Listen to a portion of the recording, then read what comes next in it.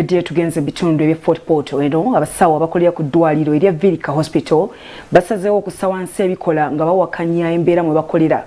Kibagudde abakulu abaddukanya eddwaliro eryo ne batuuza olukiiko nga lwamangu ddala okulaba nga basala amagezi bagonjoole ebiruma abasawo.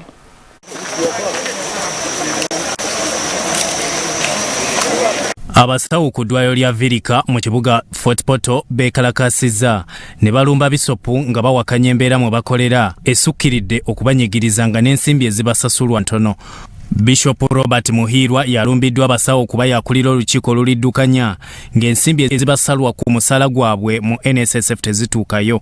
Kuno kwe bagasse bannaabwe enkaga mu mukaga bagobeddwa ku mirimu nga batandise okwemulugunya okusinziira ku Victoria Kaganzi akulira basawo banne ku ddwaliro lino eriri ku musingi ogw'ekereziya. Kaganzi agamba baleese omusawo omulala okubakulira gwe bagenda okuwa ensimbi enkumu ng'omusala gwe bagukubisizaamu emirundi 3 kwogwo ogwabaddewo ogwabadde afuna.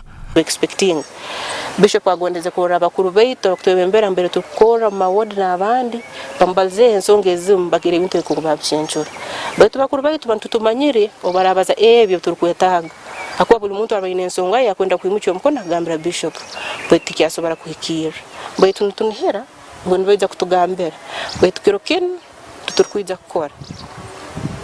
kukora ito tugambe katugene tuhumuleho tulinde Bishop atugambire Bishop ebyara ihayo kuyona kahereza abakuru beitu nibyo turagendera cyo kuntu turoho baratatuhere information kiro kya hate na kiro kya nyencha turoho irwaro pashale twalisibu ogo wakura ino mtuma gukora iroho ebyo tutekereza yitwe nguni bitalibaneza ezagumza mnagaya nakora. Bishop Muhirwa atuzize enjuyi zombi ezemulugunya era bamaliriza bakkiriza okudda ku mirimu nga bagonjole ebibadde bisobye nga baluku Robert bwalambika bye batuuseko.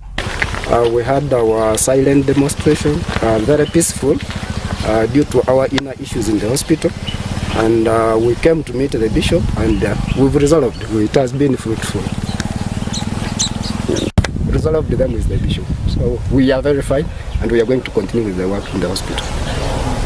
But the people there who discussed, because I'm their representative and already the information I have I'm going to give. Ku ludda lwa Kereziya Monsinyori Isaya Mayombo alaze bibasazeewo okuzza emitima gy'abakozi mu nteeko.